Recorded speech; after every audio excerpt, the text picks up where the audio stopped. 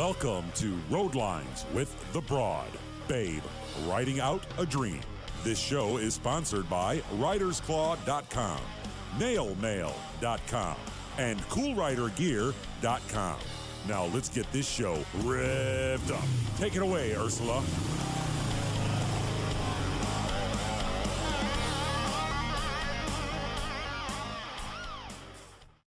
Thank you so much, Brother Todd. Peace, hugs, and pipes that rumble, people.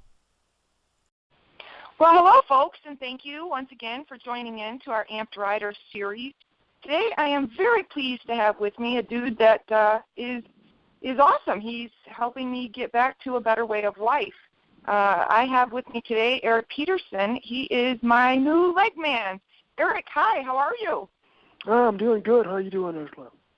I'm wonderful. Much like I told you in my email the other day, I'm so pleased with the new leg that you set me up with. I mean, the properly fitted socket is just so much better. I mean, it's like it's not really a part of my body, but you know what I mean. It moves with me better, and the new rush foot, I'm tickled. I haven't been able to do like a great deal of walking or funkiness like, hiking or what have you, but I did walk down my driveway to get the mail the other day. Walking down is not a problem, but walking back up that hill was rather challenging previously, and I did take my cane with me as a safety factor, but I made it all the way back up the driveway without using the cane. I was feeling real good about that foot, so I'm really pleased. The pressure spot's not hurting, so that's awesome. Thank you, Erik. Oh, you're quite welcome.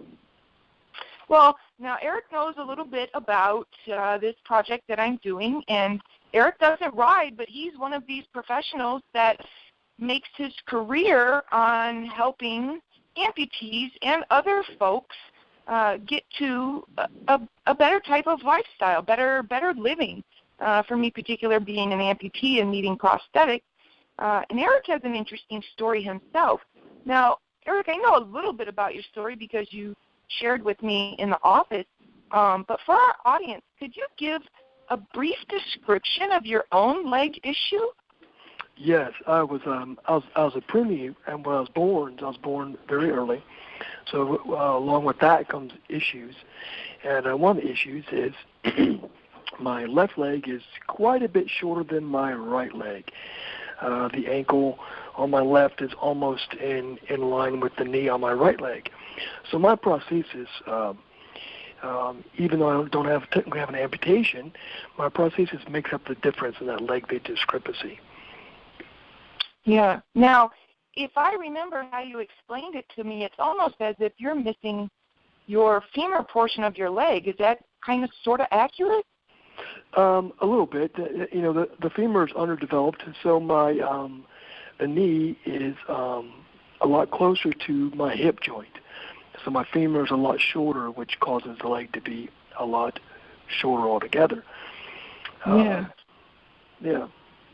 That's a very interesting thing because, for one thing, I'm still learning because I'm only 19 months out. But kind of like most services, you don't want your refrigerator repairman coming to work on your car, and you don't want your veterinarian being the doctor for your child. So, to me, as an amputee, I really am a little bit more comfortable with somebody working on me or with me that understands some of the challenges and understands what it's like to have to deal with that prosthetic every day. So that kind of leads me into a little bit more trust factor because you kind of get where I am and what I deal with. So I think that's pretty cool. I mean, it sucks you got an issue. It sucks I've got an issue. But I think that I'm not sure how I want to say it. I think that commonality, I guess, makes me a lot more comfortable with you being my leg man. And I think a lot of people would say the same. Now, my old leg man, he was good and he did a good job, and I had a decent leg the first time around. But sometimes I felt like he might not have really understood how I was physically feeling in that prosthetic. And you do. You get that. Now, when you were younger, did you always have a prosthetic, or did you have to go through other growing processes? How did that work for you? Yes, I was told that I got my first prosthesis about around the age of 1 when he started to walk. And then, as a kid, I would get a new one probably about every 2 years or so, either because I was rough and broke it, or more than likely 9 times out of 10 because I outgrew it. So as I was growing up, I had lots and lots of prosthetic legs. Yeah, I totally get that. And part of this particular project is trying to educate folks on the fact that, you don't just get one prosthetic and you're good for the rest of your life. It doesn't work like that. It's a piece of equipment that can be broken. Your body changes. I mean, you had to grow up with this. So obviously you went from, an infant to a grown man who, you're almost 6 foot tall, aren't you? Yes, ma'am, I am. I'm just a little over 6 foot, 6'1". Yeah. So, I mean, going from a tiny infant to 6 foot tall, you've got to have those prosthetics that grow along with you. And folks don't always understand how that process works. And then with that comes whatever expense. I mean, your folks, even if they had insurance for you as a child, they probably had to pay their fair share of all your different legs, and that can be challenging. And much like C.H. Martin has worked with me, I'm doing my payments because I don't have a chunk of change laying around. When you get these legs, even if you have insurance, you still got to pay for, your portion. And these things aren't exactly cheap. Would you agree, or would you have anything to add to that? Yeah, with all the time and effort that they're put into these things, and they're not the cheapest thing on the earth.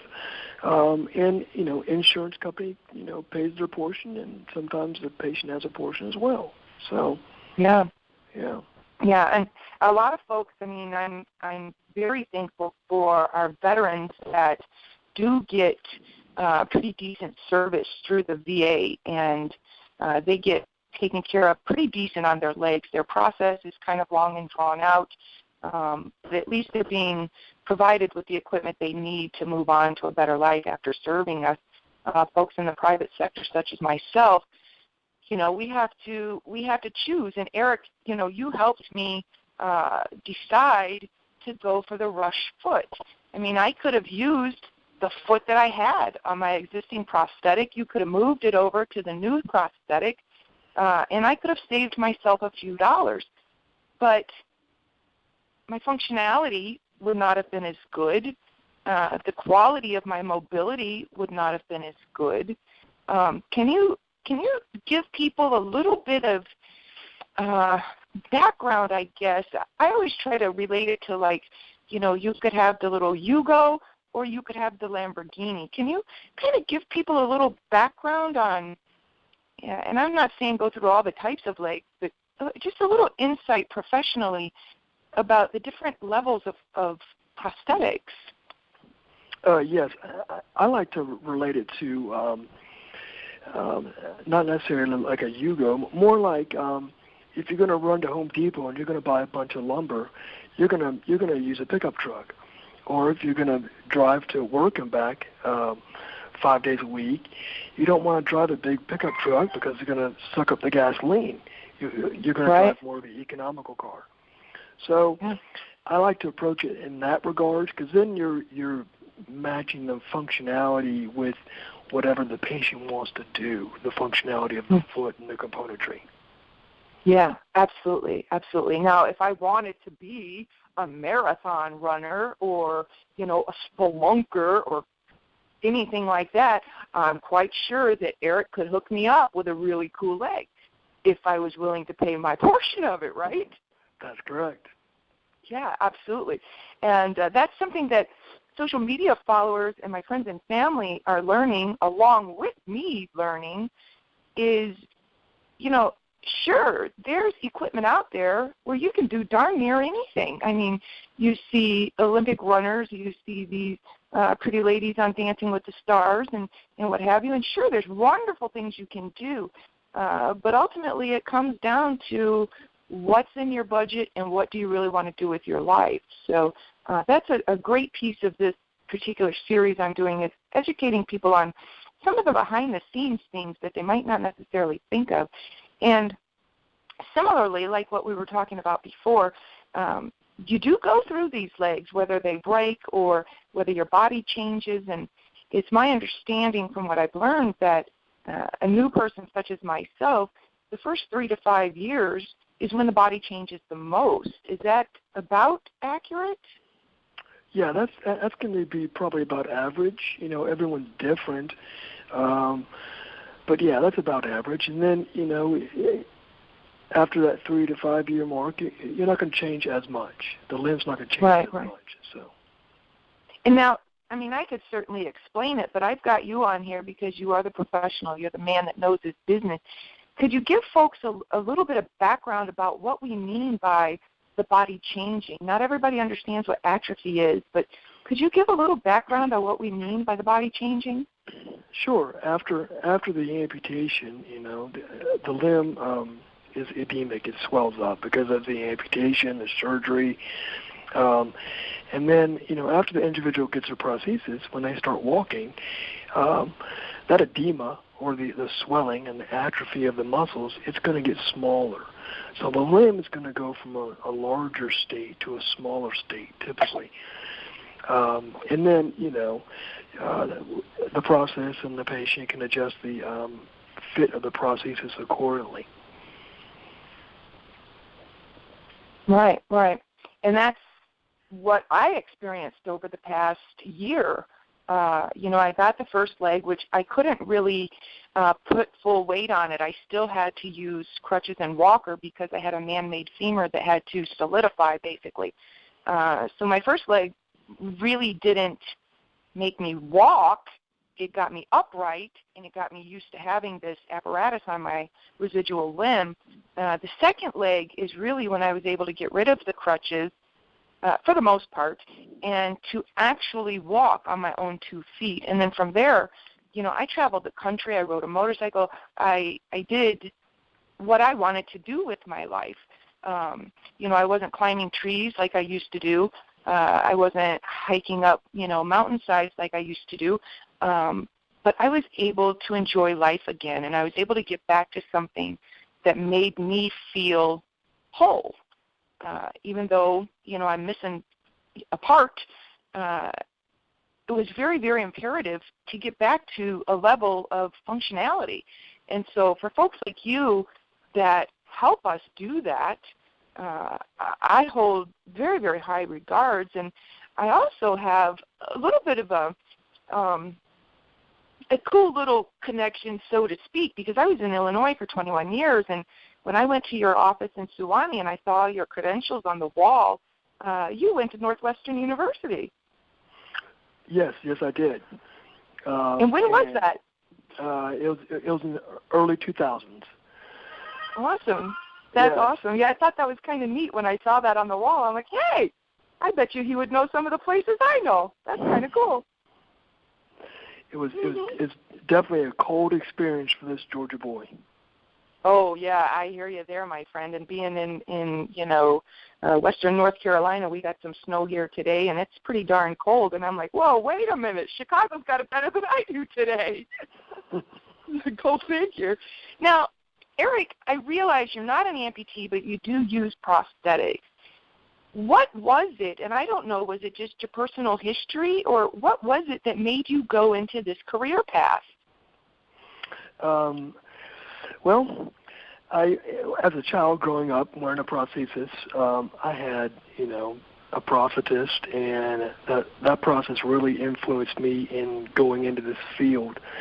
And so, as I grew older and started to think about what I wanted to do for a living, I told myself, what better field to go into than prosthetics, with the personal experience. Sure. Yeah, so I wanted to give back like my process gave to me. Absolutely. Well, thank you for that. From myself personally, I appreciate that.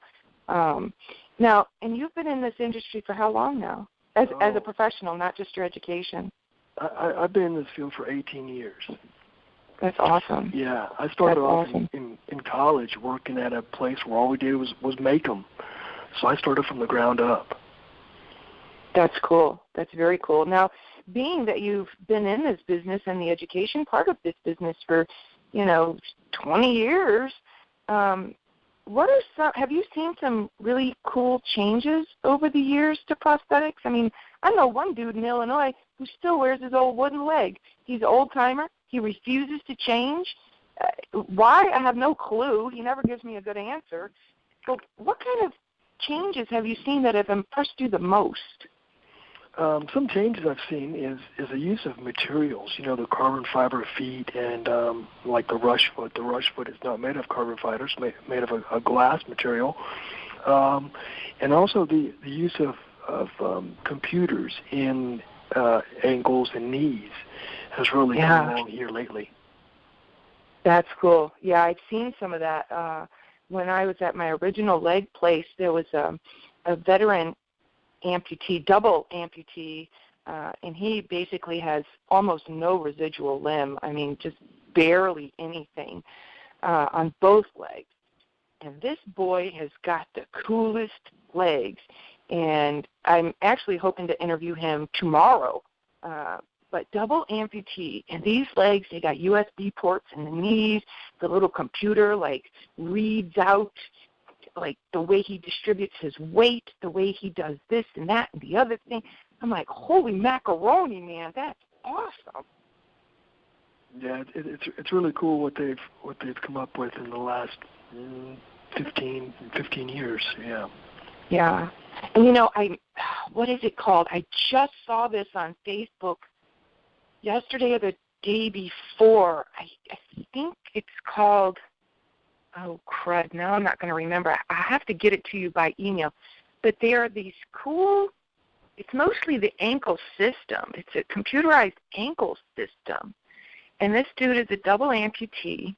I'm not sure if he's above or below knee, which we'll get into that in a minute, what the difference is and why it's such a difference. But whatever this leg is, I got to look up the name again. Darn, I should have been better prepared to share with you. But this ankle is amazing. This guy, double amputee, kind of trotted up some stairs. I'm like, oh my gosh, that is just too cool. Mm-hmm. It's phenomenal. It is phenomenal. It's amazing what technology has changed the industry and allowed for amputees to resume a normal life. Yeah, absolutely. Now, we say normal life, and I know you have a little bit different issue than, say, necessarily an amputee. I'm assuming you must obviously know some of those physical issues because you've dealt with people like me for 18 years. But, we still have certain pain. We still think that our foot's there. We still feel things. The nerves are confused, et cetera, so forth. What I try to explain to people is just because you get that prosthetic and just because I can stand up and walk and ride my motorcycle, do not think for a second that I am pain-free 110%. It doesn't work like that. That body has still been traumatized. And I would think, and this is where I would like your clarity, being a prosthetist, it's important for you to listen to that person and to understand what they're going through so that you can build the proper equipment. What kind of feedback would you have when I try to tell this to people? Well, yeah, as a process, you have to really listen to the patient. Because sometimes it's really tough to convey a feeling and put that into words. Mm-hmm. And so as a prosthetic wearer, I can kind of relate with the rubbing here and the rubbing there, and translate in that into words and to things that I need to do to adjust the prosthesis to get rid of or diminish the issues of what's going on. So. Mm-hmm. Yeah, absolutely. And then things like, and it's so weird to me because, you would think that 1 + 1 would equal 2, but it's weird to me learning some of this stuff because My other leg, obviously I ungrew it. I shrank out of it basically. And it was creating a pressure point on the front of the existing shin, what's left of the shin. And you would think that you've got this, it's so hard to explain, like you said, a feeling. You've got this piece of equipment that is very tight to your person. And you would think that that would be painful, but in fact it's not. It's just the opposite. When it fits well and securely, you don't have what I like to call, I feel as if like my leg would flop around when it was too big and didn't fit right. So there's all these weird, strange little like physical things that can take place if that prosthetic doesn't fit right. Yeah? Yeah, that's correct. Yeah, and an intimate fit of the socket on the residual limb is the foundation. It's just like building a house. You need a strong foundation to build a strong house. So the foundation of the prosthetic limb is that marriage per se between the socket and the residual limb. And if there's any movement or if it's too big in one spot and the limb's moving around, it's going to cause issues, whether bones hitting something or tissue's going to start breaking down. So right, absolutely, and that's something I've had to learn. And you would think that it would make common sense, but it really doesn't until you experience it and feel it. It's not really common sense. You kind of got to go through it to get it, sort of. Right. It's almost the opposite of what you think it should be. Yeah. You would think, a loose fit, like a nice pair of sweatpants, versus those nice skinny tight jeans for Saturday night. Those skinny tight jeans might look really cute, but they ain't necessarily comfortable. And those sweatpants are nice and loose and very comfortable. That's exactly the opposite for a prosthetic and a residual limb. So common sense is not necessarily a factor. You've got to learn the physicality of your body and the functionality of that equipment. And that's an interesting thing to go through, to be honest with you. I've always been cognizant of folks with disabilities, whatever they are, and I've always been courteous and inquisitive. But until it happens to you, you don't always get it. Right, that's correct. Yeah, absolutely.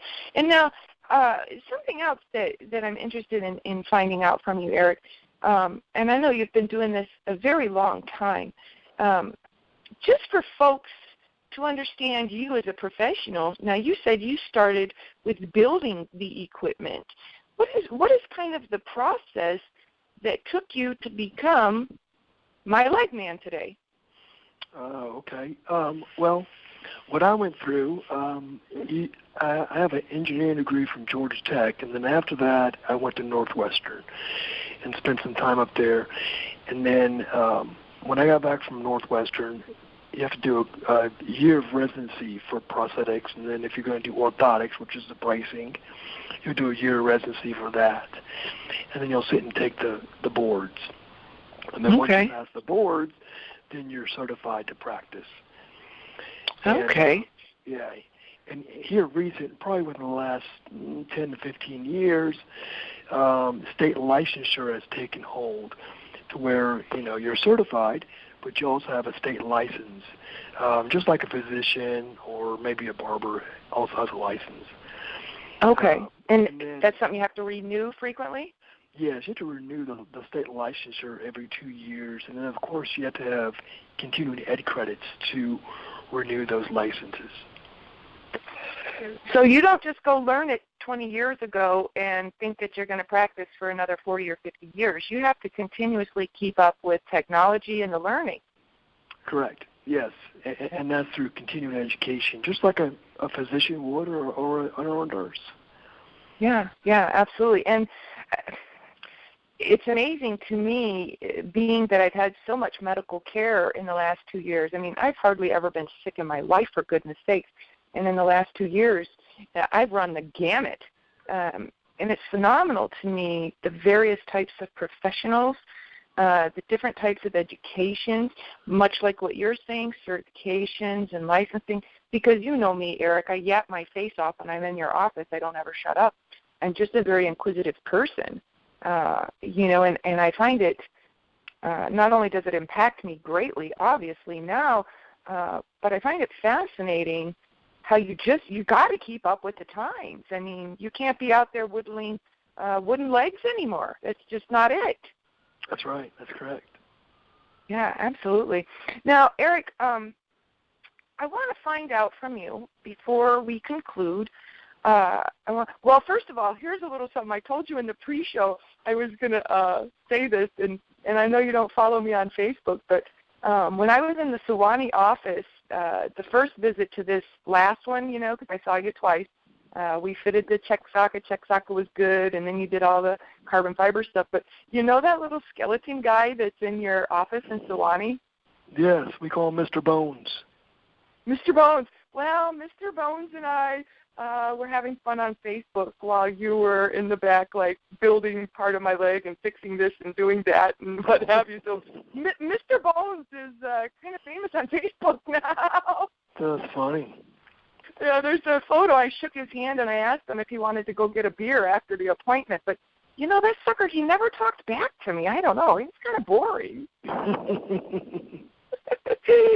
I just wanted to share that with you because I know you don't do the Facebook thing over there, and I thought it was kind of something. It's something that it's goofy, silly stuff like that number one keeps a smile on my face and makes me stay positive in light of this tragedy that befell me to no fault of my own, and I enjoy talking to you because you have a very smileful soul, and you're a man of faith, and I always find that you're very pleasant to deal with. I mean, you laugh at my shenanigans, you jabber with me, you answer my questions, and look, you're here with me today.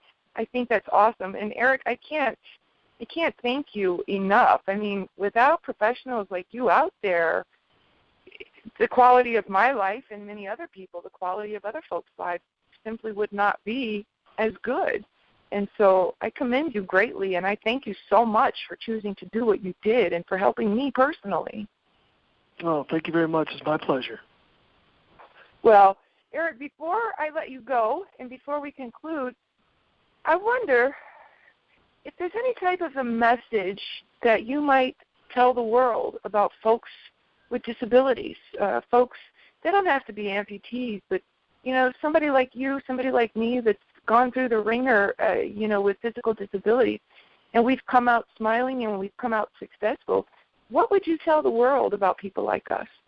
I would say that, those with disabilities, as far as wearing prosthetic limbs and things like that, life's not over. It's just a new chapter. You just have to do things a little bit differently than you did before. If you weren't a marathon runner before and you want to be a marathon runner, you just have to do it a little different. Yeah, absolutely. And that's very, very similar in lines with what I try to help people understand about my life. People think that just because I'm back on a motorcycle, I'm 100% again. That's not necessarily true. I'm not 100%, and I never will be 100%. Right. But I am going to be as close to it as I possibly can be because I'm just that determined. Right. And just because I'm missing a leg and just because you have a short leg doesn't mean that you and I aren't going to go out there and do the best that we can with the life that we have. I mean, we're still breathing, for goodness sakes. That's right. God got us here. We might as well enjoy it, right? You got that right. Absolutely. Erik, I thank you so much for spending this time with me. I thank you from the bottom of my heart for being the professional that is now my new leg man. I can't wait to see you again. I hope it's not all that soon. I will miss you because you're a cool dude, but I hope it's not too soon. That's right. I appreciate it. Absolutely. And I will keep in touch with you as I work this rush foot a little bit more. I know you too have the rush foot, and you helped me make that decision because I had heard mixed things about the rush foot. It's got great functionality, but I've heard that it gets torn up quickly, which, hey, that'd probably be me tearing it up soon because I'd never stop going. But I'm going to keep you informed how that rush foot is working for me, and obviously how the fit's going. And I just posted on Facebook last night before I went to bed, the last 4 days since you gave me my new leg, the last 4 days have been some of the least painful days in the last 19 months. That's good. Yeah, that's not good. That's freaking great. Awesome. Yes, that's awesome. Yeah, and I'm hoping that with our continued relationship that pain will just decrease and decrease and decrease as time goes on. So once again, Erik, thank you so much, and a big thank you to C.H. Martin. C.H. Martin is going to have their website listed here on the video, Erik. I think I already shared that with you. So just a huge thank you. Thank you so much. That's really all I can say. I mean, if I had $1 million to throw away, I'd send some of it your way. But a thanks from the bottom of my heart, dude. That's what I can give you today. That's greatly appreciated. My pleasure. All right, my dear. You tell the girls in the office I said hello, and I thank you again for being with me. God bless, and you take care, okay, honey? All right, you too. Okay, bye for now. Bye-bye. Before ending this particular episode of the Amped Rider Project, I just want to give another thank you to my family, my friends, social media followers, the folks that have participated in this particular project, and to any of you out there that might just happen upon this series online. Without the support and encouragement of said people, there's no way I'd be where I am today. These people have lifted me up, encouraged me, told me that I could accomplish whatever I wanted. And I did. So thank you from the bottom of my heart, all of you. God bless. I want to wish everybody out there peace, hugs, and whatever makes your soul rumble. For all things Broad, visit hdbroad.com. Road Lines and the Broad are sponsored by writersclaw.com, nailmail.com, and coolridergear.com. And remember, the Broad, B.R.O.A.D, Writing Out a Dream, and Peace and Hugs and Pipes That Rumble are trademarked and not available for use or copy.